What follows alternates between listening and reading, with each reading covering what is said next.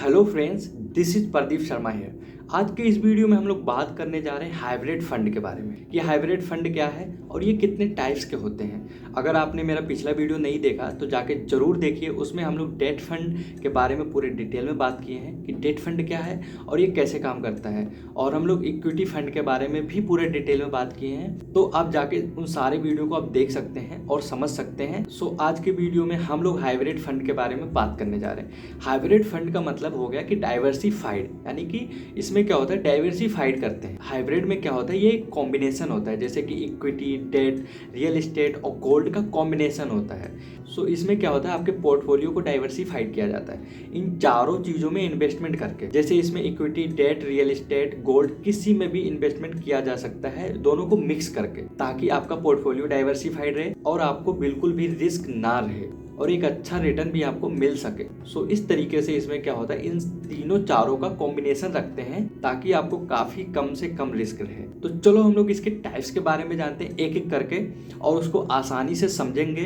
सो चलिए सबसे पहले हम लोग रखते हैं अग्रेसिव फंड। इसमें मैक्सिमम प्रोपोर्शन जो होता है वो इक्विटी में डाला जाता है। जैसे कि इसमें 65 to 80% तक इसमें इक्विटी में इन्वेस्टमेंट किया जाता है। उसके बाद जो बचा हुआ फंड होता है 20 से 35% वो डेट सिक्योरिटी में इन्वेस्टमेंट किया जाता है। सो इसलिए इसको अग्रेसिव कहते हैं। अग्रेसिव इसलिए कहते हैं क्योंकि इसमें कुछ रिस्क होता है, क्योंकि ये इक्विटी फंड में इन्वेस्टमेंट ज़्यादा करता है और डेट में कम करता है। सो इसलिए इसको हम लोग थोड़ा सा रिस्की कंसीडर कर सकते हैं, पर ये बहुत ही अच्छा रिटर्न भी प्रोवाइड करता है। उसके बाद आता है कंजर्वेटिव फंड। अब इसमें क्या होता है, इसमें जैसे कि नाम से ही पता चल रहा है कि बहुत ही आराम से बिना टेंशन फ्री वाला ये फंड मालूम पड़ता है। इसमें क्या होता है, 75 से लेके 90% तक इन्वेस्टमेंट क्या होता है, डेट सिक्योरिटी में किया जाता है। उसके बाद 10 से 25% तक का जो इन्वेस्टमेंट होता है वो इक्विटी में किया जाता है, जिसके वजह से काफ़ी ज़्यादा कम रिस्की हो जाता है, क्योंकि इक्विटी में जो इसका प्रोपोर्शन है काफ़ी ज़्यादा कम है। तो इसके वजह से ये काफ़ी एक अच्छा स्टेबल रिटर्न भी देते हैं और कम रिस्क भी होता है। ये उन लोगों के लिए होता है जो ज़्यादा रिस्क नहीं लेना चाहते। सो इस तरीके से जो ज़्यादा रिस्क नहीं लेना चाहते वो इस फंड को ज़्यादा प्रीफर करते हैं। उसके बाद आता है मल्टी एसेट एलोकेशन फंड। इसमें क्या होता है, इसमें 3 एसेट क्लास का कॉम्बिनेशन होता है। इसमें 3 एसेट क्लास में इन्वेस्टमेंट करना बहुत ज़रूरी है,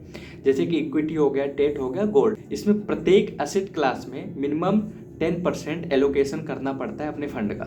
इसमें क्या होता है, डाइवर्सिफिकेशन की वजह से इसमें काफ़ी कम रिस्क हो जाता है। मान लीजिए इक्विटी मार्केट अच्छा परफॉर्म कर रहा है, हो सकता है गोल्ड ना करे, तो इसलिए इसका रिस्क मैनेज हो जाता है। अगर हो सकता है गोल्ड अच्छा चल रहा है तो हो सकता है इक्विटी मार्केट अच्छा ना चल रहा हो, तो इसलिए इसका जो रिस्क होता है काफ़ी ज़्यादा कम हो जाता है और एक अच्छा रिटर्न मिलता है। उसके बाद आता है बैलेंस्ड फंड। अब इसमें क्या होता है, 60 और 40% का रेशियो होता है। इसमें क्या होता है, इसमें मान लीजिए 60% अगर इक्विटी में कर रहा है तो 40% उसे डेट में करना पड़ेगा। अगर मान लीजिए 40% वो इक्विटी में कर रहा है तो वो 60% डेट में करेगा। यानी कि इसमें फ्लक्चुएशन होता है। फ्लक्चुएशन मतलब कि वो 60-40% का रेशियो लेके चलेगा। वो चाहे डेट में 60% डाले और वो चाहे इक्विटी में 60% डाले, और 40% चाहिए इक्विटी में डाले या डेट में डाले। मतलब 60-40 का इसको रेशियो लेके चलना पड़ता है, जिसके वजह से इनका रिस्क और रिटर्न काफ़ी ज़्यादा मेंटेन रहता है। उसके बाद आता है डायनेमिक एसेट एलोकेशन फंड। इसमें क्या होता है, ये 100% इन्वेस्टमेंट चाहे वो इक्विटी में करे या डेट में करे, ये फ्री है। मतलब वो किसी में भी डाल सकता है, इन दोनों में। ये ऐसा नहीं कि ये 40% इसमें डालेगा या 60% इसमें डालेगा। ये बैलेंस फंड की तरह नहीं है, ये अपना पूरा 100% इन दोनों में से कहीं भी डाल सकता है। इसीलिए इसको डायनेमिक एसेट एलोकेशन फंड बोलते हैं और इसको बैलेंस एडवांटेज फंड भी बोलते हैं।